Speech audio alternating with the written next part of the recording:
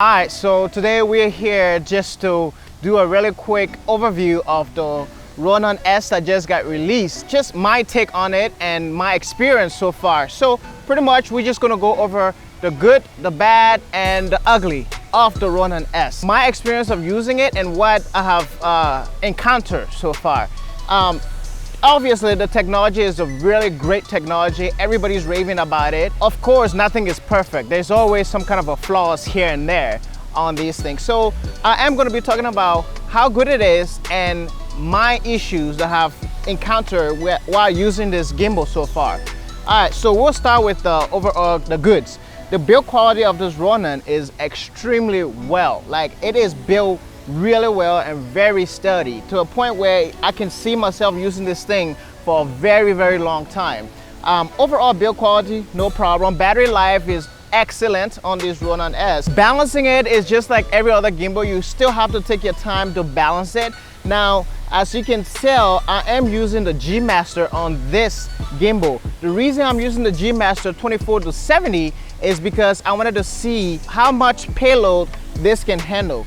And I figured that like the 24-70 will be a pretty large lens to do a test with this gimbal. Also, I did it with the A7 III as well. So this combination right here, you're looking at the A7 III with the G Master 24-70. Now I was able to balance this using as long as 70 millimeters right now. So this is like 70 millimeters that is perfectly balanced here. It did take some time to get it balanced, but I was able to do it. For Sony cameras, the focus wheel is not working at all yet. As for now, you can't really use it. There's no point on having it on your gimbal, but DJI did include a cap that you can take it out and just cover it up with it. As you can see here, I was able to just take out the focus wheel and cover the cap with this added piece that it brought with it.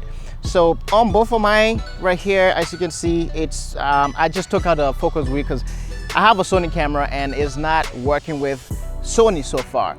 All right, so grabbing the Ronin S with this extension is very, very, very, very handy and very easy to use as well. So one thing that I did notice though is that right here has for the battery grip, we have this button right here that turn on the batteries off and on. So it is a little bit uncomfortable when you holding it, and if you make a mistake and turn this off, the entire gimbal will just come down. So you have to be very careful with this as well. So when you're filming, I don't know why they did this, to put the off and off switch on that right there, because I have made a few mistakes at times. My hands goes over here and I feel the button and I have to watch out for it to not push it down before the battery goes off. So that's another error that I've found that is not that great at all. I wish that they should have put the battery off and on switch maybe in the bottom of it so people cannot actually touch it. But other than that, everything else seems to be well built. Another issue that I found with this is that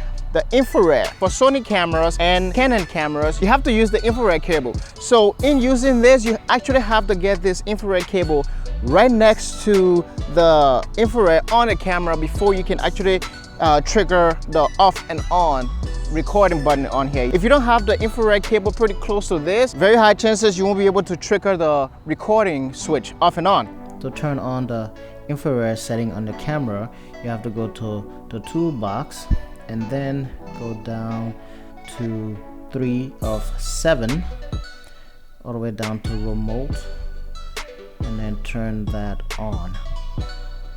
That will activate that setting to be able to control the record, stop, and start with the Ronin S. So that's another issue I had with this gimbal so far as well. Also, when you are trying to balance this gimbal and the payload is pretty heavy like this, you have to lift the gimbal up to support the arm rest, or else if you try to leave the payload weight on this gimbal while you're like trying to balance it, it's very hard to move back and forth. So lift it up and make your adjustment before actually tighten this thing up. Also, this arm is a little bit on the matted side. It's not really easy to slide back and forth. Over here so far, there's like scratches so far.